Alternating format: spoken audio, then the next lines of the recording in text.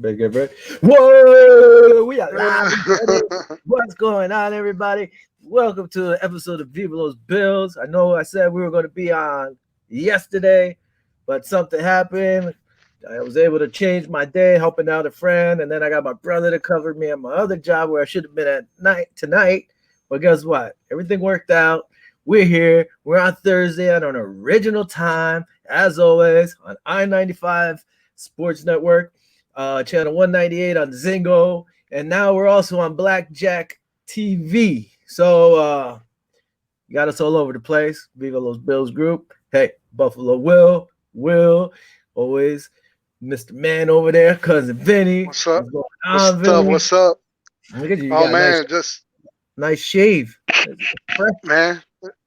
Yeah. I'm losing it, just like a lot of these teams are losing their star players, but it's all good, man. Great week, man. Great week. A lot of news, man, and a lot of good news. I'm just excited. Excited for the season. I can't wait for the draft. See what we pick up. Can't wait to see who gets traded. But I'm liking what I'm liking what I'm seeing coming from the Bills management, man. I'm really excited. But there's nothing wrong to say on their behalf. I mean, everything is looking good. We're keeping our players, which is a big thing. We wanted that, and somehow he's getting it done. They said he's going to have to work out some kind of miracles, and he's doing it. He's working it. Doing it. Yep. As always, anybody out there watching, send the comments. If we are able to put them out, we'll put them out. If not, I read them. Vinny reads them, whatever. So join in. As always, it's not the regular season, but we always have a little brew, especially when the Bills win. We crack one. So I gotta go to my handy dandy Yankee cooler. Vinny, I was asked, are you a Yankee fan or a Mets fan? I'm a Yankees fan, brother. Yankees fan. One of our favorite our guys asked. Did they? One of my favorite players, if you ask, was Bucky Dent. So that tells you I go way back. Yeah, you do. Jesus, Bucky Dent. Mine was Bernie Williams. Okay. So I got a can here. It's called What you got? Ninja Beer. It's actually New Jersey Ninja, and it's actually nice. It's from a brewery here in Jersey City called Departed Souls. And nice. It was shout out. Yeah, I've been there before. I didn't even know it was theirs at the time. Been there before. The reason they call it Departed Souls was because one of the guys who came up with the idea passed away, and their friends kept them in honor. Still went through it and called it Departed Souls. So let me clean this. That's what's up. Pick it up. I was doing the Coronas and the Heinekens and a couple of the IPAs, but this one, my wife drinks this, so I was like, you know what? No, it ain't no White Claw, by the way. This is I don't know. It's called Cider Boys Grand Mimosa. I know it's kind of like a little. It's a fruity drink, you know what I'm saying? But hey, it's sweet victory for all the signings we starting to get. So I decided to drink something sweet. Salute, bro. Salute. Cheers. I was gonna say, man, that's some kind of cider or whatever, but yeah. Hey, man, you're in Florida. Hard apple. It's hot now. You gotta keep it cool. Hey, listen. Mm-hmm. If I was nervous, I ain't gonna lie, because I never drank really the apple cider. Yeah. There's an apple orange hard cider, right? Mm-hmm. So just in case I had this on the side, there's a little mango nectar to chase it down if I didn't like it. But I'm gonna tell you what, this thing is pretty good. It's Cider Boys Grand Mimosa, apple orange hard cider. And hey, shout out to them guys, because that's pretty doggone good, man. It's good stuff. That's good. Yeah, man. We're gonna have to start getting like sponsors or something for this. Beer sponsors if we're gonna have a beer when the Bills win. Tell you what, Will. Yeah. I know we've been doing it kind of like the same thing. We crack a brew every beginning of the show. Okay. Let's try to at least try something different every week. How about that? You bring something different, I'll bring something different. Just give it, just kind of like crack a brew. Well, you're not with it. Well, a different brew or like some different drink or something. Like a different brew every week. You know what I mean? That's cool. I mean, I might. We'll do it. Something new. We'll try it out. Maybe somebody will give us a shout out or some sponsorship or something. Free plugs, whatever. Something a little different. I don't mind it. It's a good idea. What was I going to say? Oh, yeah, because I'd rather do that than like if you guys that are just joining the show. Last season, in the beginning of the season, every victory we started to drink a beer. So it started. What was it? I said per victory. So if it was 2 beers, it was. Yeah. Thanks for correcting me. It was per victory. I think we got, what was it, five of them or 4? Yeah, and I said, Will, do this, bro, because they might go 11-1, and you know what it is when you get 11 wins each show. We ain't even gonna be able to have a show. So, but in lieu of that, we still gonna have a beer every time we win. Yeah. So and every time and up to the season starts, we're gonna crack a brew in the beginning of the show.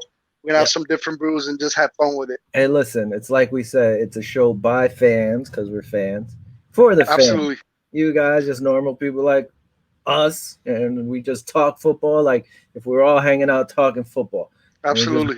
Fans, and we talk about other teams too, but this is what we do. Oh, by the way, this is gluten free.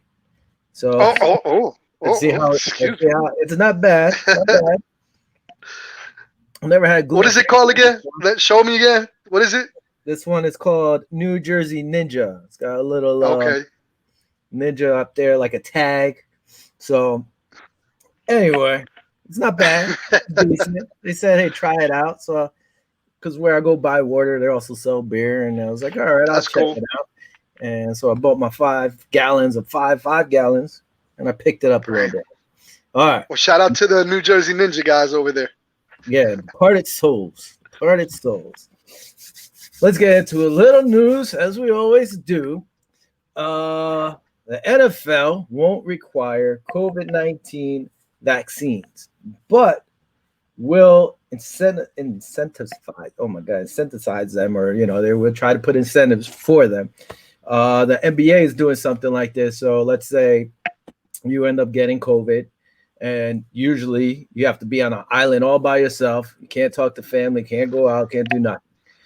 What the NBA did, is like, okay, if you had the vaccine, then and you get COVID, you don't have to be by yourself. Your family could be there because you're supposedly less likely to spread it and so forth. So you can have your family there. You could go to restaurants and this and that. But if you don't take the shot or the vaccine, they're trying to say you can't do those things. But they're trying to lean more towards education and getting these guys full go with them and see how it is. I mean, have you gotten a shot yet? No, I have not. Are you going to get a shot? I don't know. This is my thing right now. It's still not FDA approved. Everybody's getting these shots and they're not FDA approved. That's one thing. And then I don't know if I like being told I have to get something. Like if it came to the point where they said, okay, listen, man, take your shot. You're going to be good. I know they say it's less likely you would die from it. You still could spread it. You still could catch it. Just won't be as infected as much, supposedly. This is what I've read from these medical things. And also, I don't know. How come it's not FDA approved? I know they're rushing them. Everybody's getting these things like wildfire. So I'm with you, man. I'm kind of sitting a little bit, see what happens. The virus has been around about a year already, a little over a year, and they're already coming out with a vaccine. I mean, it's like, to me, it's a little quick. I mean, they are scientists, so. But on the other hand, I want to kind of sit back in the cut and see what happens, man. I ain't against it. Don't get me wrong, but I'm not trying to grow a left arm or something, 2 left arms or something like that. I'm just waiting to see what happens, man. But hey, for those high risk people that are, that have some underlying disease and stuff, hey, I'm all for it. If it could prevent them from getting it, that's a good thing. But for the younger folk, I think they could herd immunity is what they call it. I think we'll see what happens for the younger folk. But I think the people that do need to get it. Yeah, no, I agree. Like I want to see. I'm starting to see. I know a few of my friends have gotten them, so I'm waiting to see if they grow another limb or anything. You're gonna be watching them real. You're gonna be watching them real closely. They're my studies. No, but everybody says they might have a little soreness, and so far everybody that I know who's had the shot are okay. So again, I think it should come down to, if you want to get it, you get it. You don't. That's pretty much like the flu shot. Some people still die from the flu. You get the shot if you want to. You don't get it if you don't need to. But you said a key word. You don't want to be told to get it. You see, you said a kid. So if you want to get it, you feel free to. But I'm kind of with you. I don't want to be told to get it. That I have to get it. Yeah. Now, if they said, "Hey, this shot's going to cure this, and you're fine. You don't have to worry about it ever again," I'm going to line up right away, and then you can give me the shot. But until then, I think it should be optional. And especially if everybody, like the whole herding going on, less people would get it, pretty much like any other disease or whatever that they say. So that's the way I'm looking at it. Hopefully hopefully it just goes away and everybody does what we have to do. And hopefully an FDA will approve one soon. Yeah. And this way people who might think, hey, I'm not digging it. The FDA hasn't even approved it yet. Why am I going to get a shot? Yeah. But whatever. I'm not a scientist. Thank God or whoever. I'm feeling good. For all I know, I haven't had it. I get tested almost every week, but I don't know if I got it before all the testing started. But I'm okay. You know what kind of sucks? Like the other day, I was at the grocery store, actually getting some beer, and I was in line. I had like a little tickle in my throat. There was like a lot of people. I was like, man, you don't want to cough, because then if you cough, everybody's gonna look at you like, hey man, this dude got the corona or something. So I'm like holding my breath. Now if you're watching this, it happened to you. You know damn well it happened to you. I know that it's happened to me now, and even me online. If somebody next to me coughs, I'm like, you're like, hold on. And that's bad because we're gonna have that mentality, and it's gonna stick with us. And man, I don't know about you, I suffer from allergies, and allergy season is right around the corner. There's a few days like I've been sneezing, and I had little sniffles, and I'm like, oh man. Somebody sees me. You up north. I'm down here in Florida, so I mean, I literally wake up in the morning and there's pollen on the car. So I mean, allergy season is high up here. Fortunately, I don't suffer from a lot of allergies, but it's like now if you wake up with a little chills or a little achiness, now you're thinking, oh man, do I have this thing? Do I have this corona? Yeah. Even though you have flu symptoms, but then again, what happened to the flu? What happened to a common cold? I haven't heard a lot about it's a lot of stuff going on that I got a lot of questions to ask, but I just let the professionals handle it. As long as I don't get a sniffles or a cough or a sneeze or fever, I'm good. I'll leave it alone. It's a little funny, but hey, it is what it is. Okay, let me see. But it is real. But it is real. I know some people that actually passed away from it, so it is real, and we just pray for the ones that we lost, and hopefully things are starting to get a little bit better. Hopefully those vaccines do pose a cure. I think the more they study it, the more they're going to be able to understand it. I'm just a little nervous because they have different strains and stuff like that, but we can get through it, man. I'm glad that the NFL is working with the fans and the players and stuff, because last year was rough. No players. I mean, hardly no fans. Other than postseason. So we'll see how it goes. I know the UFC is going to be in April 24th, I believe, over here in Jacksonville, and they're already allowing 15,000 people for the UFC event. So it keeps going up more and more and more. And I thought that I heard one UFC fight. I thought it was going to be full capacity soon. Anyway, let's move on. It's all good. By the way, Kenny from the KK show said best Bills talk on earth, like he always does. Good evening, fellas. Good evening, Kenny. Thanks for joining us as always. Listen, let's get into some football news. We touched on this last week, bringing it up again because it's still out there. Mr. Deshaun Watson now has, as of Tuesday, 16 lawsuits filed against him. Listen, there are rumors that it might jump all the way up to 24. Wow. Again, he's innocent until proven guilty. That's what they say. And there's a Spanish saying, I don't know if you heard it though. Si río suena, agua trae. Meaning, that's right. If you hear the river, that's because there's water. Let's break it down a little more. If this is just one person or two people, you might say, this might be some shady things. But if you're up to 16 and possibly heading up to 24, I mean, there might be some truth to it. Hopefully not. But 16 people to be lying, up to possibly 24 people to be lying, it's kind of hard. And it all seems to always happen like with a massage or some type of deal. So Who knows? Man. I mean, it's not good. Hold on, real Not at quick all. over here. Let's chop in because Kurt from the KK show also popped in and said, "What up, boys? Look at the Broncos defense, boy. Oh man, I don't know if I want to say that, Kurt. Yeah, we'll touch on the Broncos a little later. But I mean, right now, and it's still said there's teams still interested in this trading for Deshaun Watson. Me personally, if I was the Chicago Bears and I didn't get Russell Wilson, right, or if I mean Houston, and I saw what they were offering for Russell Wilson, I would have called up Chicago Bears and be like, "Hey, you guys want Deshaun Watson? If you give me that same package, he's yours." Now, two things.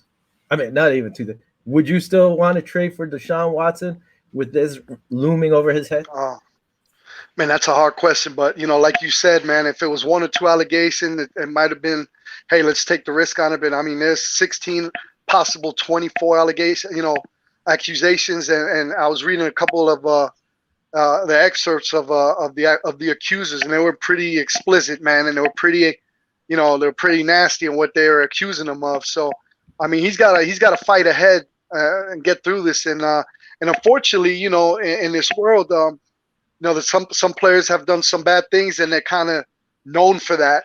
And hopefully, he gets through this. But there's always going to be that shadow above him because of what's happening right now. I wouldn't, to be honest with you. I think it's more of a liability. Yeah. Until he gets through it. I think he's a minimum 6 games suspension until I don't know. I don't know what they were talking about, but he might even sit out for the whole season and lose what 20 some million bucks. Man, it's ugly altogether. It's all ugly altogether. And I didn't even hear about the suspensions. This was a possible 6-game suspension so far, but I mean, don't hold me to it. But again, oh my god, he's innocent until proven guilty. Now, one thing, there was a second part. I didn't write it down, but I remembered it because I was thinking about it. The one thing, you don't see it all over the place right now. Yeah. There's been stories in the past about other stuff that were blown up by different players, whether the NFL, NBA, baseball, but this one's been quiet. Now, I know everybody loves Deshaun Watson. Listen, look at what's that, news breaking? No, hold on. Yeah, somebody got signed. Somebody got signed today, a running back. All right. We're going to talk about that a little bit. It kind of bothered me that, this is not blowing up everywhere. Like other people would have been dragged through the mud before the trial or anything, but this has been kind of quiet, which I'm like, it's kind of iffy a little to me. That's my thing. Yeah, I agree with you, man. I mean, it is kind of quiet, but you still see the stuff popping up here and there, and there. So is it something that is going to gain traction, or is it something that the media knows that they're not telling us and they're not even interested because they know that it might not hold? You know what I'm saying? But not even that, because people who've done this before have been in trouble. Listen, you saw more of it about Robert Kraft. On the news than you have with Deshaun Watson. And I don't want to be about Deshaun Watson, but I'm just saying, if it's going to be fair, it should be fair. We heard more about Colin Kaepernick kneeling than about Deshaun Watson possibly having these sexual, assaults or whatever. Somebody just texted me, asked me if Robert Kraft used the same masseuse as Deshaun Watson. That's horrible. I shouldn't even say that.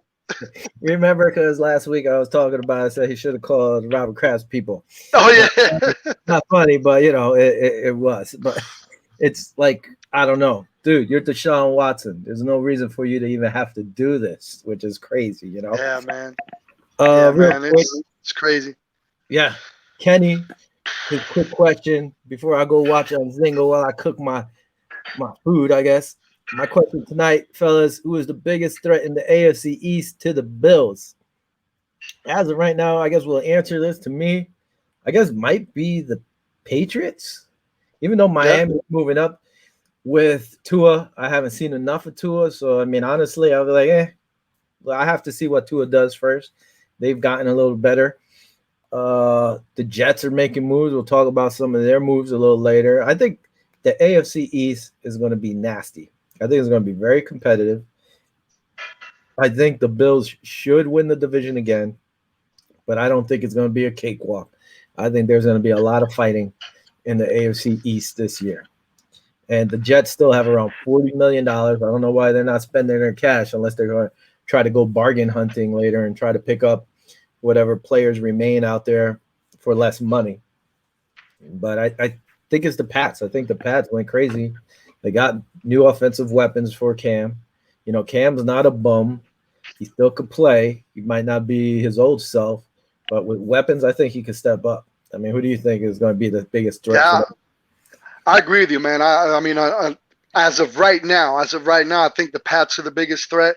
I mean, we got to see what happens, you know, with the draft and trading and stuff like that. And like you said, Jets got a lot of money, so who knows what they're gonna do. I don't know if they're holding out because a lot of people, you know, the cap space for a lot of these teams, they're letting go of a lot of players. Look what happened. What's up with Tyreek Hill? They asked him to reconstruct his salary. He said, "Hey, once I'm signed, I'm signed." So that might be a problem, you know, over there. And I'm just giving you examples. So there's going to be a lot of really good players that are going to get cut that the Jets, with a lot of money, are going to be able to pick up for probably at a way lower price. But as of right now, I believe the Pats are the biggest threat. They're making moves. They went crazy. I mean, their offense is going to be a little bit scary. I ain't even going to lie. But and also you're going to get the guys on the defensive side that opted out this season that are going to come back. So and they were pretty doggone decent. You know, I'm not going to say they were great, but they were pretty good without those players. So you know, we have Star Lutulele that's coming back, which is a big run stopper for us, which is a big help because we needed that guy. You've been screaming, we need a good DT. We need a guy, a run stopper. So he's coming back, which is a good thing. So imagine there like 4 or 5 players on the defense that opted out are gonna come back. So as of this moment right now, I'm agree with you, Will. I think the Pats are the team that threatens the Bills the most. I think as of right now, I think the Bills are still in contention to win the AFC East. Do I think they'll sweep the AFC East like they did this year? I highly doubt it. But we'll see. You know, in the next week's coming up, we'll see. And with the draft, we're going to see how that plays out. You know, there's going to be a lot of trading, a lot of swapping, you know, draft picks. So, but right now, I agree with you, Will. I think the Pats are the biggest threat. Yeah, I mean, I think they've done enough so far. I'm trying to look up something for our next question we have up here. Yeah, no, the Pats, they addressed their offensive line, their defense. I mean, Patrick Chung ended up, I think he retired. So he's not going to be coming back, even though he opted out last year. Maybe he enjoyed his time off and said, you know what? I like time off. I want to stay off. He already did his bid, won Super Bowl. So, you know, I don't blame them. Yeah, I think it's the Pats. Maybe second Miami. But again, it depends on the moves. I was talking to Justin, our buddy who came on the show before. I think with the salary cap and free agency, you could turn your team around like this. So like the Pats, they struggled last year, but guess what? With the moves they made, I think they're right in contention again.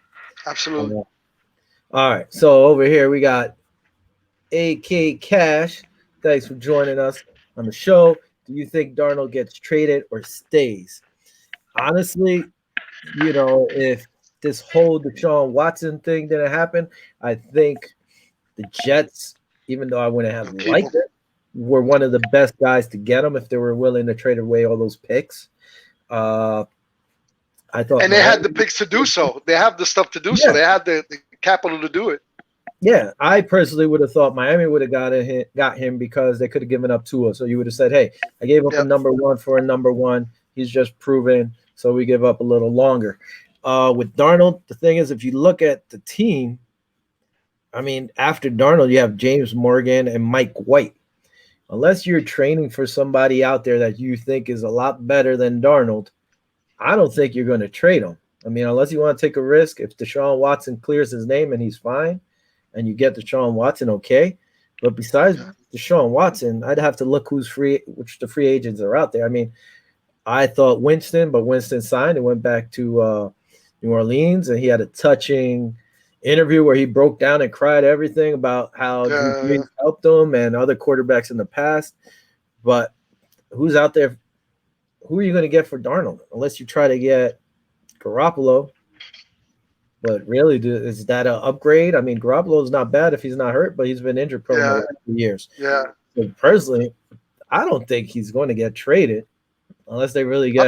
I think he stays. I think they're gonna try to build around him. To be honest with you, you know what's your buddy Joey? I think he's the one that probably have a better answer because he's a diehard. Well, not Joe, Jordan. Jordan. Yeah, Jordan. Yeah.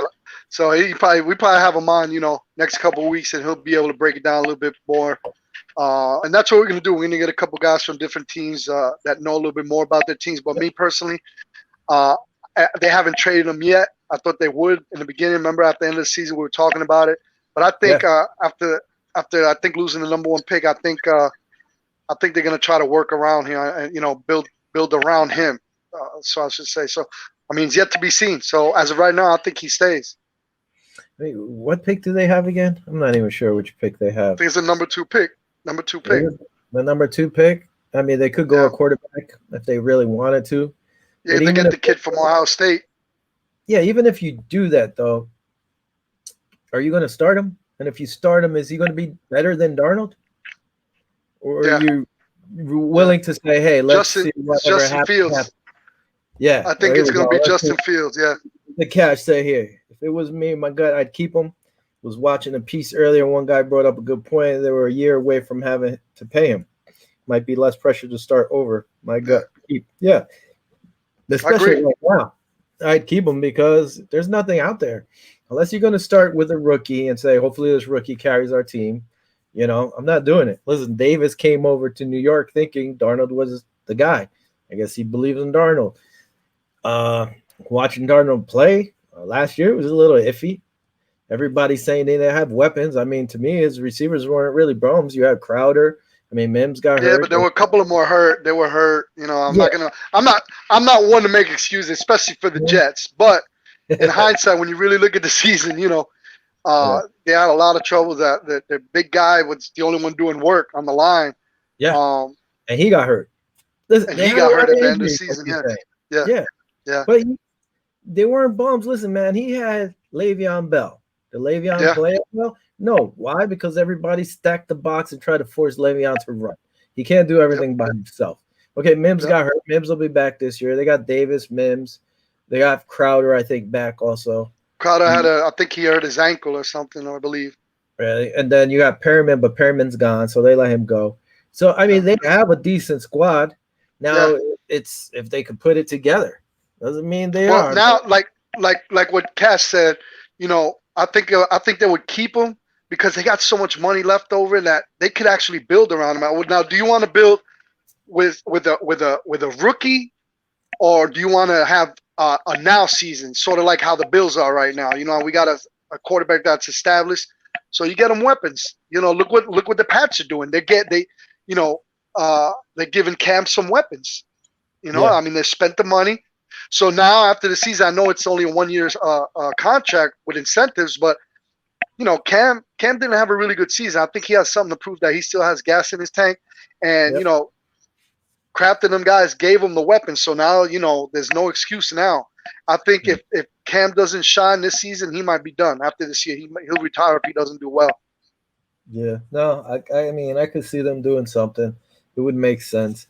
I mean, being that Cash over here is asking questions and stuff. I'm going to skip through some of my notes. Where's my pen? I don't even have my pen over here. Let me reach over for a pencil. All right. Jets signed Tevin Coleman after spending 2 years with the 49ers. So I guess he's following Saleh over here, which a lot of players do if they like their coaches and the coaches get a head coaching job somewhere else. They come and follow him. So, I mean, they got a running back. Coleman's not bad. He's not the answer. They also signed former defensive Saints tackle Sheldon Rankins. He said, he has friends who play for the 49ers. They like Saleh, so he said, hey, I'm going to go see how he is, see if it's true. So they signed him. They were hosting defensive end Vinny Curry, formerly of the Eagles, who spent 8 years with the Eagles. So, I mean, they're making moves. And the Jets ended up signing, usually I say this for later, but they signed ex-Bills linebacker Deshaun Phillips to a contract. Now, this is a little fishy for me here, Cash. They signed Deshaun Delshon Phillips, right? And they signed Tyler Croft, 2 ex-Buffalo Bills, Vinny. They're going the way of Bill Belichick. They signed an offensive player and a defensive player, and they're going to be like, tell us what they do, guys.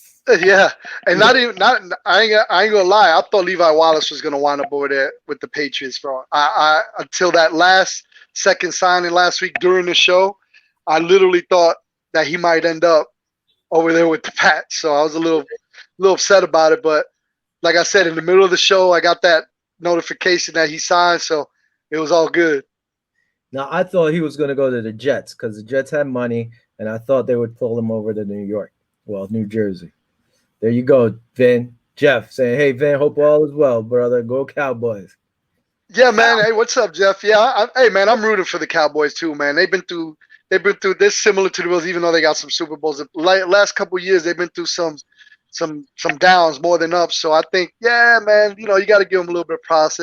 They just signed what's the name? Their quarterback to a big contract. I think he deserves it. I think they're gonna do good, man. I think they're gonna bounce back. I think if anything, they'll bounce back this year and be, I say 10-6. What you think, Will?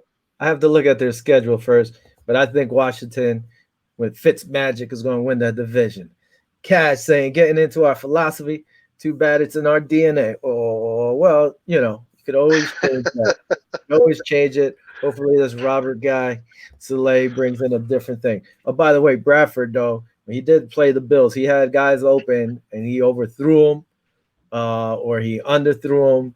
So, I don't know. The kid, and he's been working out with Josh Allen every summer over there with Jordan Palmer, but he doesn't seem to be progressing. So, if he doesn't what you think about that signing for the Jets? What you think about the signing for the Jets? The head coach Robert Soleil. What you think about that? I don't mind it. I think the players love to play around him. He's a good defensive mind. So let's see what happens. They just need to. You see, I agree with you. I agree with you. I think they're going to be all right. I think they're going to start. Depending on what signings they have for the Jets. But what sticks to me is that Super Bowl game, man. When they had the lead, and then the defense kind of collapsed. I'm not putting it on solely on him, but I mean they had it was a 23-point lead before Kansas City came back. So that kind of like sticks with me. Like he's a great defensive coach, this and that, but there's just like what's happened with Deshaun Watson. You know what I'm saying? That's always going to be something that people think about. Even if he gets through, it's going to be a period that you're always going to remember. So, I mean, kudos for him to get signed as a head coach, but that to me is going to stick to me until he proves me otherwise. Well, yeah, and the Jets' defense of players are not as good as San Fran's defensive players, so I don't know how that's going to go. We'll see. Well, that's why you got a coach. You usually get 3 years worth of time. The problem is their GM's got $40-something million. He needs to make some improvements and help them out spend too. Some good. Absolutely. Yep. Let's move on here real quick. T.Y. Hilton was sitting around for a while. People were like, how come he's not getting re-signed? Colts signed him to a 1-year deal worth $10 million. Listen, this year, the year with the dropped salary cap, it's called the year of the 1-year deals. Holy cow. Everybody's getting 1-year deals. I think if we go somewhere, we might get a 1-year deal. Maybe with the Jets. Anyway, so T.Y. I thought he was gonna sign with the Ravens. T.Y. Hill. I guess it was a last-second decision, huh? Well, I don't know. I wasn't really thinking. I wouldn't have mind T.Y. on a decent contract on our squad. The guy's still pretty good, even though his numbers dropped last year, but he's still good. Ndamukong Suh. It's rumored that he's close to signing a 1-year deal, because everybody's doing it, worth around $9 million. So if he signs, which most likely he should, Tampa Bay pretty much has the same exact team coming back than they did last year. And this will be at least a second year with Brady, who already played with them for a whole year. So now they're even more familiar with the players, more familiar with the system. Do you think Tampa will be favorites in the NFC? Oh, the way they are right now, they should be, man. And what's exciting is I think the first game or the second game, I think they're trying to schedule the Bills to play at Tampa. So I'm gonna be there. And hey, Will, if you fly down here, man, I'll pick you up and we'll do a live show right from there. I'll bring my little iPad or whatever. We'll do a live show from there. But now, in all seriousness, I think actually it's in the works for the Bills to come down and play at Tampa on first or second game. But getting back to your question, if they stay intact the way they are, I mean, the way they just came together at the end of the season, if they could keep that momentum going in the beginning of this next season coming up, they're going to be dangerous. There ain't no doubt about it. They'll be in the top three in the NFC at the very minimum at the top three in the NFC. Yeah, I agree. I mean, with Drew Brees retiring, I think the only other team that Green Bay. That's it. Green Bay. Unless somebody really steps up. I mean, JJ thinks Arizona is going to be a contender, but I don't think they're going to be able to compete with that squad. Well, who knows? Moving on. Also, one-time foe and one-time Super Bowl hero, Malcolm Butler signed a one-year contract to play with JJ Watt's Arizona Super Bowl bound team. So we don't have to deal with him picking us off anymore. That bum to go over there. Now, usually I have picks over here that we put up. Let me go over here of Buffalo Bills players when we talk about this. But when credit is due, you give a guy some credit. I don't know why Tom Casey's not answering or talking today. When there's issues, but you know what? Here it is. This guy, Justin Herron, Patriots offensive lineman, is being hailed as a hero after what? He stopped an attack saving an old lady in the park on a 71-year-old woman. Police said a man pushed a 71-year-old woman to the ground and started pulling out her pants. While doing so, he made comments about how he was going to sexually assault her. Luckily for her, Herron was walking through the park that day and he heard screams and went and helped this lady. Quote from, well, I'm reading off of Pro Football Talk right now. At the moment, I was shocked, Herron said via 12 News in Tempe. It was 11 a.m., middle of the day. I'm in a very open field, and the fact that it happened there at that time was just very shocking. I wish I could tell you what I was thinking, but I just could tell somebody needed help. All I could do was rush myself over there to make sure I could help the victim and I could comfort her and be the best person I can be. As a football player, so I'm kind of big. I'm not trying to be too aggressive with people, knowing I could potentially hurt them. Herron said, I do have a loud voice. I yelled to him to get off her and yanked him off. And I told him to sit down and I told him to wait until the cops came. And the guy actually waited until the cops came. I guess he saw this big boy just staring down on him, telling him don't move, and he didn't move. So you know what? Kudos to Herron from absolutely the Patriots for stopping this attack on an elderly woman. Yes, sir. You know what? Props to you, big man. 6'5", 305 pounds, bro. 6'5", 305. Kudos to you, bro. Me, if I was him, I would have taken him and be like, bam, bam, bam, bam, bam, a few times, throwing him on the floor, whacked him around. Yeah, he was nice. He just told him to sit down and wait for the cops. We weren't there. Nobody was there, but some tells me that it pretty much didn't go down like that. But I'm just gonna keep my comments to myself. Who knows? Maybe he pulled him up real high and dropped him real hard, but the guy didn't move after that. So good job to him. Thanks for whatever, sir. Take care of that old lady. Joe Flacco, he's found a new home. He signed in Philadelphia, but don't think he's going to mentor Jalen Hurts like it's his job. Because Joe said, your goal is to play football as a football player, is to show people around you that you can play football. He's not looking to be a mentor. He wants the starting job. So that's gonna be interesting camp this summer to see what's going on. That's gonna be interesting because Joe Flacco at one point was the highest paid quarterback to be signed to be a backup. I don't think it's happening. Well, he doesn't want to. He's been going through that ever since a year or two after he won the Super Bowl. Yep. He's been kicked around since Lamar Jackson came down, and he keeps going to different teams. So he's kind of like Fitzpatrick at this point, but Fitzpatrick is still competing. Joe really is not getting that shot. So I don't know why he signed to Philly thinking he's going to get a shot to start. He's not. I don't know, man. It's gonna be tough. Yeah. I mean, he's a hometown boy. I mean, he grew up in South Jersey, went back to Philly. He played for four games for the Jets and went 0-4. So I mean, then again, it's for the Jets. I mean, we'll see. I don't want to. We've been talking too much about the Jets, and I don't want it to come back and bite me at the end of the season. So I'm just gonna hush. Hey man, we have to answer. We say comment. We'll answer your questions. So okay. I'm gonna roll with that. Will. I'm gonna roll with that. All right.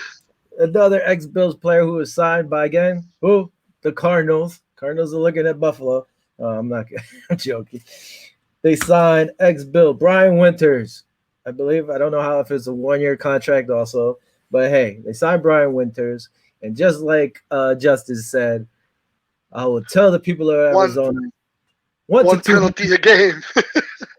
1 to 2 penalties a game per Winters, who will probably take back a touchdown or two. Do we play Arizona this year? I don't think so, right? What happened now? Did the Bills play Arizona this year? I don't think so, right? Come on, man. Well, if we didn't play with them, if we didn't play them, we'd be 14-2. No, I meant this year coming up. I thought you'd being funny. It reminded me of that stupid Hail Murray or whatever they call it. He's trying to trademark that. Hail Murray. I refuse to say the Hail Murray. Not happening. All right. Second half of the show here. Well, a little less than 20 minutes left. I'm gonna crack open my other one. I'm good, man. Let's get down to business here. All right. So this man, boom. I'm skipping. And Brandon Beane was on Huddle and Flow podcast on the NFL media and said he will start talking to Allen about contract extensions after next month's draft. I mean, honestly, we all know Allen's going to get signed. All it's coming down to is how long and how much money is going to be. But Brandon Beane, he's been on point with everything, and everything he says, it's been true. He's been a man to his word. He's keeping the players here. The only move I didn't like too much was the whole John Brown thing. But again, he's been in love with Emmanuel Sanders for the longest time. And he finally got the guy he wanted. And I guess if anybody was going to go, it was Brown. And if it wasn't Brown, it would have been probably Cole. But Brown was set to make more money. So I think that's why, he got I think Buffalo Island. Brown was our number one receiver prior to Diggs coming over here. Yeah. And then, he's a great receiver. Props to him. But at the same time, this season he got hurt, missed 5 games, and that span of 5 games, we still went 5-0. So I think that was kind of like put it over the top. Like, yeah, this guy got to go. And plus the price tag he had against the cap. I wish him well. You know what I mean? He's going to be even no matter where he goes or where he's at. I'm still going to root for the guy. He brought a lot to Buffalo. Loves Buffalo, but I'm real excited with the new addition we got at receiver. So we'll see how it goes. It's kind of like a clone. If you look at it, it's kind of like a clone of John Brown at a $2 million cheaper price tag. If you really want to look at it, in my opinion. Yeah, it's true, especially with the his cap bonus or whatever he was going to get. So I just would have said, "Hey, Brown, you're going to take less money." And according look at his contract. Yeah, what did he get? He wound up getting 3.57. I thought he was going to get like 7 with us. So he accepted. Now he was talking about going to Pittsburgh or the Colts. Yeah. And where he wound up again? Raiders. That's right. He wound up with the Raiders for $3.57 million. Now, did they approach him to restructure? Did he ask for a restructure? They had their mind set up. Yeah, they have their mind made up. Never approached him. Personally, I would have approached him, but again, like I said, Brandon Beane has wanted Emmanuel Sanders for years already. Since he was in Denver, since he was in San Fran. Yeah. He said it that there was a deal that he went with I don't know if it was Denver or San Fran, that he was on the Bills' radar. Like he wanted to join the Bills, and then we wound up taking Diggs like a half hour after. Like he said, he literally told Brandon Beane, "Let me sleep on it, on the decision to join the Bills." and a half hour later he found out that they signed Diggs. So that's what kind of messed that up. But hey, we got him. We got him. I'm excited for that. I mean, I've been watching tape on him. You see him during the games. Dude's phenomenal. We'll see if he got that same energy and that same speed, man. The Buffalo offensive wide receiver core is going to be really, really, really good. Gabriel Davis, Beasley, Diggs. And man, I'm excited, bro. I didn't even know him and Cole Beasley played together in college. So who? Him and who? Sanders? Yep, they played together in college. So hey, they reunited. Josh is reunited with two of his tight end and a wide receiver. Not sure if the receiver is going to make the team, but they're reunited. This guy, which I was happy to see, bam, McKenzie re-signed on what? A 1-year deal. His deal is worth around $1.15 million. Not much. I didn't think he was going to get big bucks anyway, but there were said to have been 8 teams looking for his services. He's got a 1-year deal. Again, if the cap goes up next year, he'll probably earn like $2 million or something. He's going to be the Bills' punt receiver. Not sure about kickoff returns, but maybe. And he still can run some plays for them. And under quotes from Little Dirty himself, under the circumstances we're in right now, for me, the money didn't matter. I wanted to be in Buffalo regardless. If we're getting paid in candy, it'd be even better if they were getting paid in candy. So I forgot I was going to go get me some candy and try to sign into and some like Juju beans and some sweet M&M. But right now, Little Dirty isn't going anywhere. So McKenzie, man, you know what I like about the end of that quote that he said, "I'll stay." What did he say? He said, "I'll stay here for the rest of my life if I can." So that's the culture Brandon Beane and McDermott are having. I mean, look at these guys restructuring their contracts. Look at these guys. This guy don't even care about the money. I mean, that's pretty much unheard of, especially as in the business of the NFL. So these guys see something really, really special. They're trying to make this run, man. I think the Bills are going to be very dangerous this season coming up because we pretty much got the core guys back. We got some great new signings, good tight end signing, which you're going to get to. We got the wide receiver signing. We got a new defensive end signing today. There's a lot of guys that, they're coming, and not only are they coming, they're coming for cheap. Yeah. Bean is restructuring contracts, making bonuses, and saving $7.9 million on the cap with Diggs. I don't know if you have that info over there, but I mean, he's working his magic. There's a reason why he's the GM of the year. So I'm excited, dude. They reworked Diggs' contract? Yeah, they made $7.9 million. They freed up in the cap because they made some of his salary into bonus. No, I didn't see it. Yeah. So it saved $7.9 million on the cap against the cap. So that's him working his magic, dude. Yeah, and tight end we touched on last week, the kid from Seattle who played with Josh in college. One guy. I mean, I know this was said, but we didn't get to show it on Thursday because it happened afterwards. This man, boom. Yep. Mitch Trubisky signed up again, a 1-year deal. Another great signing, man. Yeah, worth $2.5 million, but can make an additional $2 million with incentives if he has to play. Hopefully he doesn't. Not disrespecting him, but if he plays, that means Allen's hurt. Hopefully Allen's not hurt. But to me, hey, I like Trubisky, especially as a backup. Why not? Listen, absolutely. I like Matt Barkley. Matt Barkley was a big part of the community. You see it. Everybody, is sad. Gave him props for his work in the community and so forth. But he got expensive. Besides the one game against Miami, his record wasn't all that great as a backup, but he was a security blanket. So I can't hate on him. I don't hate on him. Listen, I think Mitchell Trubisky might be an improvement. I absolutely agree with you, man. I mean, a former number 1 pick, right? For the Cubs. I mean, Cubs. Jesus Christ. For Chicago Bears. Yeah, for the Bears. But traded up together. Listen. He came for $2 million, and I'm not gonna lie, and I know you feel the same way. There were some games on Sunday where I sat and I was thinking in the back of my mind, some of the plays that Josh Allen did that were kind of reckless, and you were like, oh my God, when he were taking them hits. You know, when he got the hit on the shoulder, when he just runs carelessly and just, I mean, I love that about him, that he's a hustler, he's a winner, he does whatever he does. But at the same time, when you're at the quarterback position, you want to kind of take care of yourself too. You know what I mean? You don't want to take those hits. So every time I saw the game, I was like, man, if we're just one quarterback injury away for blowing the season. Think about it. I mean, could Matt really sustain the team into that win? How do I call it, into that win zone? Shall I say? Will he be able to carry the team with those wins that Josh Allen did?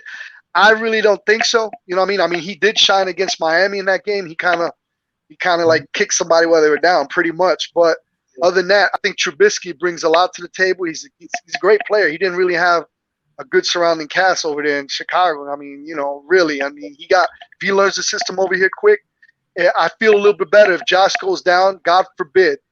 Don't get me wrong. I don't want none of the fans thinking I wish them ill will. But we got to be realistic. God forbid he goes down. We need to have the backup to be able to sustain the winning, you know, it being in the winning column. Yep. No, I think he does it. He's gotten the Bears to the playoffs. So he's not a I mean, a lot of people hate on him, but he's not as bad as everybody's making out. I was shocked. I was shocked, bro. When I came on my phone, I was like, really? I had to like do a double take. But I like it. I like it. I'm not gonna lie. No, it's a good move, and you know, will he be here after a year? Probably not. I don't think so. Me neither. It all depends how the quarterback market's looking next year. Yeah. Also, Jake Fromm, what's up with him? Is he going to take that next step, or they just don't see it in him yet? I think they're going to trade him, man. I think he's going to be. I mean, he's still raw. He's still, you know what I mean? He hasn't played, but I think they're going to trade him. Unless you're a team who wanted him when he was came out last year, you're not really going to trade for him, or you're not going to give up much. So it might not even be worth it, especially with the cap. You keep him the way it is now. That's true. Because what was he? Third? No, he was a 6th rounder, right? Or something like that. So, you know, he's making even less money. So wherever he was drafted, it's less money than what they would be paying a 1st or 2nd rounder. So it's cheaper to keep him right now. This move I didn't mind. Boom, the end over here. Ife Obada, he was signed to again. 1-year deal. All these 1-year deals. He is the first player from the NFL's International Player Pathway Program to make a 53-man roster the following year. During his time in Carolina, he had 50 tackles, 7.5 sacks, and 1 interception. I guess this was him right here when he picked off this game. It looks like against Denver. I don't know. Kurt, I would have to ask Kurt, but Kurt's quiet now. But he had 5.5 sacks last season. So that was his best season. Some people were already like up in arms because he only had 5.5 sacks. I didn't get to look at to see how much playing time he actually put in. But hey, 5.5 sacks, I think, ties Jerry Hughes, right? Or did Jerry Hughes just have 5? So, you know, it's depth. Who knows? We could see what he could do.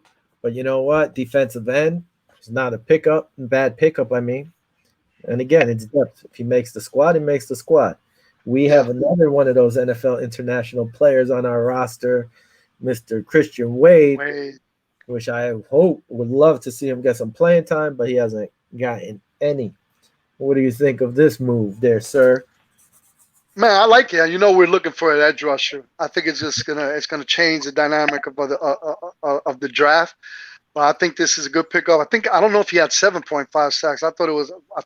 I'm not disagreeing with you. I could have sworn I said I read 5.5 sacks, but you're not listening. You say you're not listening. You like this. What happened? What are you doing on your phone? You get breaking news? What are you? No, I got people talking. You know, trying to get comments in. Man, what are you, Vinny Scheffler? No, listen. All right, let's get serious. I like the signing. You know what I'm saying? This kid, he just started playing at age 22. Yeah. I was watching a little bit of film, and he's got a motor on him. He's a big dude.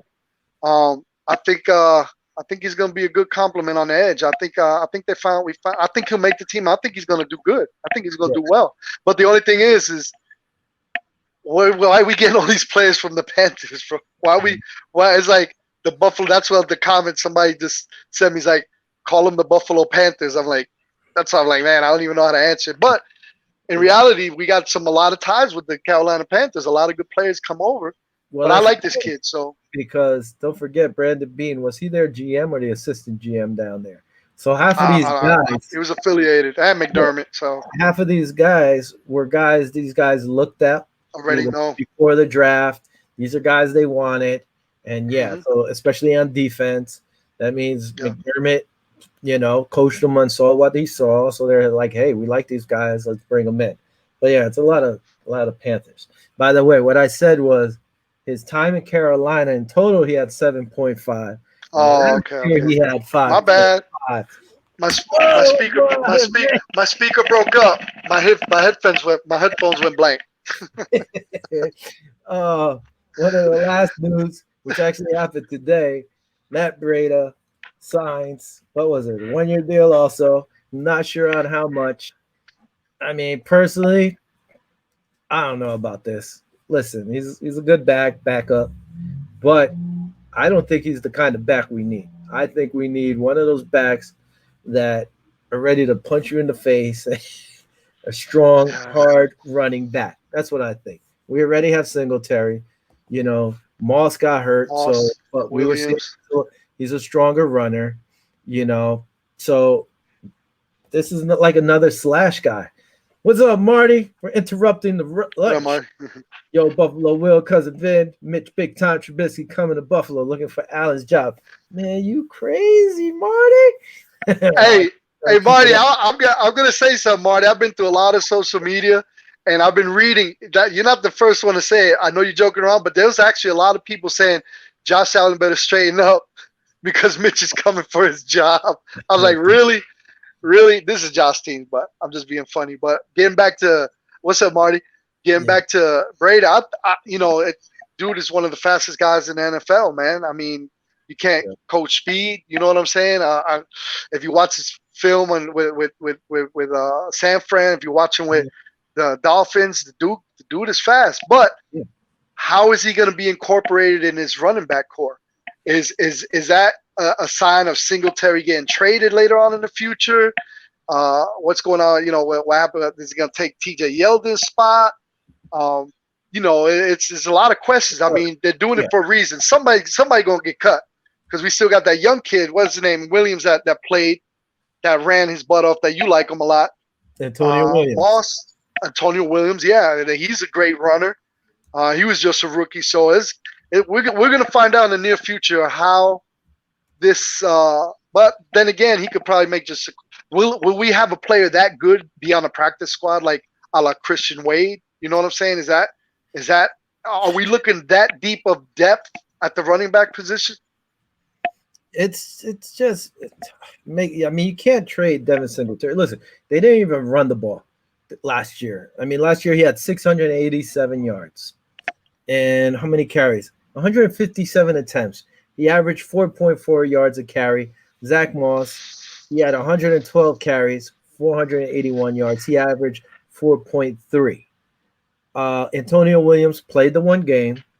He had 12 carries, 63 yards. He averaged 5.3 yards a carry. Besides that, the guy with the highest rushing average was TJ Yeldon, who carried the ball 10 times, and averaged 7 yards a carry. He had 10 carries for 70 yards. So, I mean, like we said before, I don't think it's that we need a big running back. If you're going to get one, I think you need to get a big, powerful running back. I think you need to run the ball. That's the thing. If you're not running the ball, you can't see what these guys are capable of doing. Yeah, we were past happy. That me and you talked about it a couple shows ago. I was a little. I'm still a little confused about why they signed this running back. I was laughing into this a little. Oh, okay. Nobody. Hey, Marty, I agree with you, man. I'm kind of perplexed of why they signed him because, like you said, we barely ran. A lot of people's like, oh, we need to get new running backs. It's like, how are you going to get new running backs when we never even ran the ball? You know what I'm saying? We saw what Singletary could do 2 years ago. Moss, we knew what he did in college. He broke tons of records over there at Utah, wherever he came from. He's a big bruising back. He runs straight up and down. You know what I'm saying? Mm-hmm. Antonio Williams, that one game, he was just everything he was doing was falling forward. So that you see the potential in that. So this signing with Etienne, it's a little bit. I'm perplexed by it. So we're gonna see something's gonna come out of it. Somebody's gonna get traded. Something's gonna happen. And I would bet. I mean, I hate to say it, but I think it might be Singletary on the chopping block. See, I can't see that. He's still making rookie money, and he wasn't that high of a pick. Moss, okay, unless they're offering something. Listen, last year there was 596 passing attempts to 411 rushing attempts. And this is not just by running backs. This is with Barkley, who ran 5 times. No, he ran 6 times. Roberts ran. I know he ran more than once. No, Andre Roberts supposedly ran once. Gabriel Davis once. Stephon Diggs once. Listen, Isaiah McKenzie had 10 carries. While Antonio Brown came in for one game and had 12. He carried almost more than him. TJ Yeldon had 10 carries. McKenzie had 10. So it wasn't like we were really running the ball. In all honesty, listen, our running backs, the main 2 guys, had 268 carries. Combined. Right? Combined. Zach Moss had 112 carries. Josh Allen had 102 carries. Come on, man. How can you say our running backs are no good? They're not running the ball, damn it. It's like the Buffalo. It's like the Buffalo Ravens. Yeah, or Arizona, because Murray runs probably more than his back. Yeah. Listen, I see people saying the Bills are going to take a running back in the first round. I wouldn't do it. I mean, I guess we got to start getting ready for our draft show and start looking at players and who we would draft. That's got to be a show to come up. But I mean, listen, if you don't give these guys a shot, you don't know what you have. Yeah. And that's it for the show. Yes, sir. Well, that was fun, man. I had a good time today, man. I'm excited for what's coming up. I like what Brandon Beane's doing. I mean, he's making money appear, bro. That when we were in trouble cap wise, and he's making guys want to take less money. You got guys talking about, hey, I'd rather get paid in candy. Where do you hear that anywhere else? Where do you hear that? Yeah. People are just restructuring their contracts to say Feliciano, everybody. Oh man, I'm so excited. Actually, it wasn't. I'm gonna clarify that before we go. It wasn't Diggs' contract. It was Trey White's contract that got bonus money and that we saved 7. Yeah, I'm sorry about that. I apologize. It was Trey White. So just to I don't want people calling me and be like, oh man, it wasn't Diggs. It was Trey. So I'm glad I caught myself. Must be this Cider Boys Grand Mimosa that got me like that. But hey, at least I caught it before the end of the show. It was Trey White's restructuring his contract, getting bonus money, freeing up $7 million on the cap. Yep. Sounds good. One thing McKenzie did say, he's like, yo, Buffalo Bills are my second family. They all have a great chemistry up there. I watched them on NFL, awesome. Good Morning NFL or whatever it's called. And it was a great interview. The guy's always happy, smiling, and he loves it. They gave him that little nickname, Little Dirty, which is funny because he'd practice and rather take a nap before the films. So he'd go to practice to the film study all dirty. So they're like, man, you dirty. And then they found somebody dressed up a little statue in his number because he's so small, and they call it, look, that's Little Dirty. So that's why he's a Little Dirty. All right, it is stuck. Everybody out there who commented, thank you for joining the show. Thanks for watching. As always, follow us on Twitter at Viva Los Bills, our Facebook group, Viva Los Bills. You can just join. And on YouTube, just go check us out. Also on Viva Los Bills. Follow us, subscribe. Keep this going. Anyway, until next week, we're going to have to see if we get a guest next week. Join us. I don't know what we're going to talk about, but we'll find something. Yeah, you pump that shirt. Go Bills. Go Bills. Good night. Adios. Nos vemos. Good night, y'all. Nos vemos hasta la semana que viene. Next Thursday. Come on. Peace out.